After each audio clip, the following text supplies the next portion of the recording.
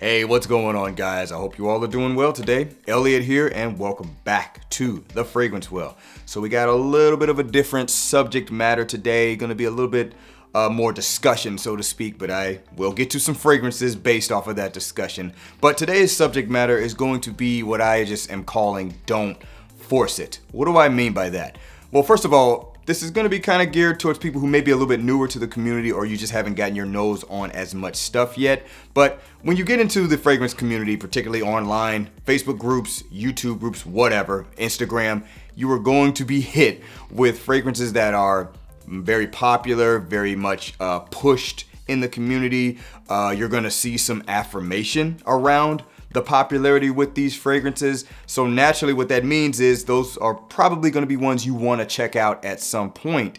And there may even be a little bit of pressure to like them too, almost kind of be part of the group, so to speak. I know this doesn't affect everyone, but we know this happens. So the point of this video, so to speak, is to really just encourage you to be your own person when it comes to your fragrance journey. Really learn to understand what it is you like and be okay with not liking a fragrance, even if, you know, the masses do. Now, what I am not encouraging you to do is, because if you do get your nose on a fragrance that's very popular and you don't really like it, you don't need to go around to every YouTuber that talks about it. You don't need to go in a Facebook group to someone who says this is their scent of the day and bash the fragrance. That is very immature behavior. I am not encouraging that. If you do that, as far as I'm concerned, you're a piece of trash, because you're just looking for attention at that point. Ooh, look at me, I'm different from everybody else.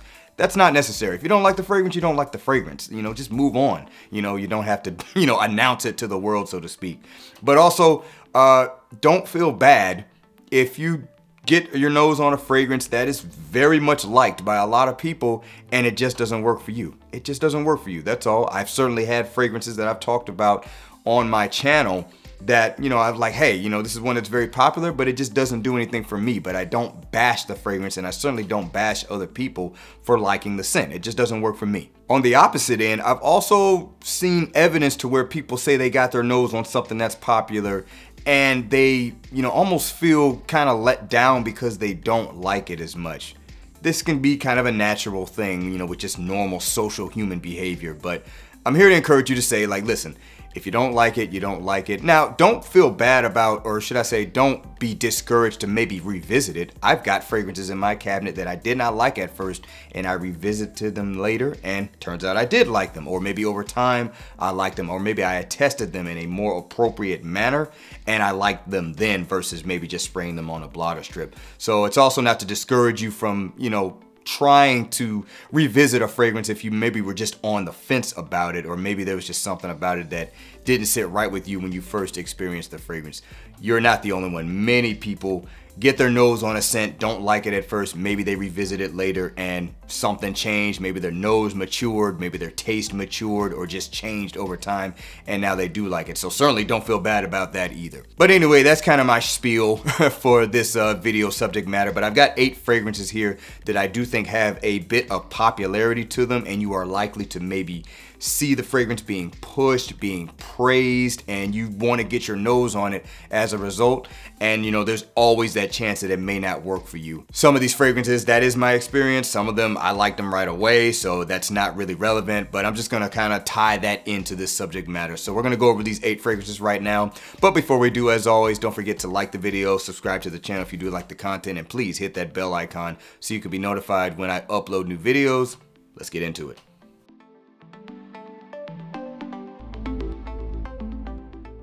All right, first up, coming from the house of Nishane, this is Ani. Nishane Ani. Okay, Ani is a extremely popular fragrance from the house of Nishane. Most people definitely like this scent. If you've been watching my channel for, a while now, you may know that I put this in a video, I can't remember the exact name of it. I think it was Letdowns. And I basically said that this fragrance did not interest me as much as I thought it would. I was kind of on the fence about it. It was like a 50-50 fragrance. One day I smell it, I think it's great. The next day I'm like, no, get that away from me. That was the case with this fragrance, and that definitely goes against the grain of Nishane Ani. This is a spicy, vanilla fragrance at its heart. It does have some green notes in it, and I think those green notes are what initially kind of confused me. And the thing about it is, this wasn't a blind buy. I had gotten my nose on it and certainly thought at the time that I really wanted it, but I didn't sample it, I didn't test it. That's another point for the video. You know, the best way to kind of be sure that you like something is to get a sample and spend a little bit of time with it. Anyway, beyond all that, for whatever reason, the fragrance just didn't really click with me at first, and I've told the story over time how I got more familiar with it, wore it one time in really, really cold weather, and immediately I was like, okay, this stuff is awesome. So I've changed my tune on this. I very much enjoy the fragrance now, but that just kind of goes to the point that, you know, don't feel bad if you get something in and it just doesn't work for you. Or I would say the better thing is to not blind buy stuff. It's to try to get a sample of it. If you can go check it out at a store, do so. And if you don't really like it, then hey, you just don't like it. Don't be afraid to, you know, admit that it's not something that works for you, or, you know, feel like, oh, I should like this because other people like it. Again, this message is more so for newer people. I know there's plenty of people that, you know, have no problem stating like a fragrance doesn't work for them. So once again, from the house of Nishane, this is Ani. Okay, next one's coming from the house of Mancera. This is Cedrat Boise. Now this is intense Cedrat Boise, but I'm talking about Cedrat Boise. So the reason I don't have Cedrat Boise featured because I don't have a bottle of it, I only have the intense version. But one thing is for certain, you are going to learn about Cedrat Boise in some shape or fashion if you're newer to the community. And you're gonna wanna get your nose on it because people are gonna talk it up. It's very popular, it works for a lot of people. And I am here to say that I think that is fair, and I think that's pretty accurate, because even though I'm not the biggest fan of Cedrat Boise, I can see why people really like it. I got a sample of it in a long time ago. Definitely tested it a couple times on my skin, and I thought to myself, this just doesn't really do it for me. So I am a Cedrat Boise detractor, so to speak, but I don't talk about it. I don't feel a need to bash it. It just doesn't work for me. I think there's other Aventus inspired fragrances that I like a lot better. Now, I don't mind this version of it. If I was gonna have a Cedrat Boise, I would take the intense version. You still got those, that lemon kind of feel in the opening, the fruitiness. There's a good amount of sweetness in this. This one has maybe a beefed up leather accord and a little bit more woody, so to speak, compared to the freshness of Cedrat Boise. So for me, I like that a little bit better. But even so, I don't wear this a ton, even though there is a pretty good dent in it. I've actually worn it, probably more times than I recognize, but it's not a favorite of mine. It is a functional fragrance that I do enjoy wearing, but it's far from a favorite. I don't hold it in as high of a regard as a lot of people do. That being said, solid scent, one you definitely should get your nose on, I think, because you could be like me. You might think like, wow, this fragrance is really talked up, and you get it in and it's just like, it doesn't do that much for me. It's okay, but it's okay to feel that way is my point. So once again, from the house of Mancera, Cedrat Boise, even though this is the intense version. Okay, next one's coming from the house of Parfums de Marly. This is Layton. Parfums de Marly, Layton. So another one. You're easily gonna hear about it. This is probably I would say, leaving Aventus out of the equation, this one and Cedrat Boise are probably gonna be two of the top niche fragrances that you would hear about in the community at large, especially if you're new. And the thing about it is, this is a fresh, spicy, sweet fragrance. Really good fragrance for the fall, really good date night fragrance. A lot of people say it gets them a lot of compliments, and it does smell good. But what you're gonna see from detractors on this one is it kind of has this Vicks Vapor Rub smell in the opening of it. And I have to admit that that is there. Now, that doesn't really bother me for the scent. I like the scent. I don't have any issues with it. I didn't have to have a learning curve around it. I liked it immediately. But that Vicks Vapor Rub thing is there. So with this one, you probably got a little bit more company if you don't like it because of that reason, to be fair, because most people definitely voice it if they don't like that quality that this fragrance has. But point being is, you're gonna hear about this one, you're gonna see it, you're gonna wanna get your nose on it, and I think you should. I don't think there's anything wrong with that. But yeah, if you don't like it, mainly because of that Vicks Vapor Rub smell, the Vicks smell that a lot of people say that this, just has and it bothers them, I think it's fair to say that, hey, if that makes it a no-win fragrance for you, then that's all right. There's certainly plenty of other fragrances on the market to check out. Also, this one's got tons of clones, and I'm pretty sure many of the clones took that into account and, you know, maybe lowered that in their version of the fragrance. Anyway, once again, from the House of Parfums de Marly, this is Layton. All right, next one's coming from the House of Dolce & Gabbana. This is The One Eau de Parfum. Dolce & Gabbana, The One Eau de Parfum, Eau de Toilette can work for this as well. A little bit of a caveat for this fragrance. I don't know that I've ever really seen anybody say that they don't like the smell of this. I'm sure I've probably seen it at one point. Most people just complain about the performance of this. Personal note, I don't think that's a valid reason to say you don't like a fragrance. That's more so of a reason to say you don't want to use a fragrance for a particular situation. You know, if you're working a 10-hour shift and you want your fragrance to last 10 hours, yeah, this is not a good fragrance for that. But where this fragrance kind of shines is it's like an evening wear, night out, date night fragrance, and the evening only lasts a few hours out of the day. But I can understand why that bothers some people. Some people want to wear this normally throughout the day, so I can understand if that's an issue, but I don't think that's a reason to just not like the fragrance. That being said, the overall point is you're gonna hear about The One. I mean, The One is a very successful fragrance, and a lot of people say it's their favorite date night designer fragrance. They say it's one of the best date night designer fragrances ever created, and I know for me personally, when I first got my nose on it, I was certainly blown away by it. Interestingly enough, I don't wear it that much now that I've got it. That's probably just because I've got things that I think are way better than this is. But it's an amazing designer fragrance, so it's gonna be one that's gonna be pushed on you, particularly if you're new, you're gonna wanna check out. Good thing about this one is you typically can find this at any department store. If they've got just a general fragrance selection, they should have this one. So it's easy to check out, but that's gonna be the biggest complaint is it doesn't perform well. And I would say to that, do not let that be a discouraging factor for you to check out the fragrance. Guys, not every fragrance needs to last 24 hours for it to be good. And if that is your line for what makes a fragrance good, well, let's just say you're not gonna like my channel that much because I definitely do not subscribe to that sentiment. But that being said, this is one you're gonna find out about, hear about, see people talk about, and it's worth checking out. And if you don't like it, that's okay. So once again, from the House of Dolce & Gabbana, this is The One Eau de Parfum. All right, next up, we got one from the House of Creed. This is gonna be Green Irish Tweed.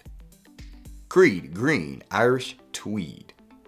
Now, a little bit of a side note on this. This may be more appropriate for Davidoff Cool Water. Davidoff Cool Water is a fragrance that took a lot of inspiration from Green Irish Tweed, but I don't have a bottle of it. And also, I still think it is appropriate to have this fragrance on a list like this or a subject matter like this. Very fresh, kind of fresh cut grass fragrance. It's very lemony, has some florals in it. In my opinion, it truly is a timeless fragrance. It worked for the time it came out, and how many years has it been? 40, 50 plus years later, whatever it is, the fragrance still just smells like it can work great today, and in my opinion, it absolutely does. So naturally, it's gonna be a fragrance that you're gonna hear about. That includes Cool Water, but you know, you may not like it, and that's okay. And also, I would say this is not necessarily gonna be for everyone anyway. It does have a particular scent style that I don't think is like easy grab and go for every person. I wouldn't say it is mature smelling. I do think younger guys can rock this. Cool Water might be a better option for the younger man, but the scent profile is ageless and timeless in my opinion, and you can pretty much use it for anything. But yeah, keep that in mind, but you're definitely gonna hear about Green Irish Tweed if you're new, and you're gonna see people talking about Green Irish Tweed and or it's inspired by fragrances that came after, and there's certainly plenty of clones of this as well, so same thing applies. Once again, from the House of Creed, this is Green Irish Tweed. Next up, coming from the House of Dior, this is Dior Homme Intense. Dior Homme Intense. One thing is for sure about this fragrance, outside of you're gonna hear about it, the people that love it, they love it, and they talk this one up big time, and I'm not mad at them. I think it's well deserved. Easily touted as one of the best designer fragrances, period, ever created. And let's just be honest, if the Parfum version was a little bit more accessible and a little bit cheaper, it would be right there in that same conversation. You definitely are gonna hear about Dior Homme Parfum, but the fact that it's not as easy to get your hands on one, I don't think that's really appropriate for this conversation, but you can get Dior Homme Intense very easily. This is an Irish fragrance, so first and foremost, if you don't like iris, that kind of scrubs this one off the list anyway. But it's an iris fragrance. Very chocolatey kind of feel to it. It's sweet, it's powdery, it's fresh. The sad thing about this one is you're not really necessarily gonna find it in stores. However, if you are in airports, you can pretty much find this in most duty-free stores. They tend to have this sitting right there. So if you happen to be traveling, you can go check it out at one of the duty-free stores. But you can't check it out at stores, but I do think you can get samples of it. So, you know, you can find out about the fragrance. But as much as people talk this up, you know, there could definitely be some temptation to like it.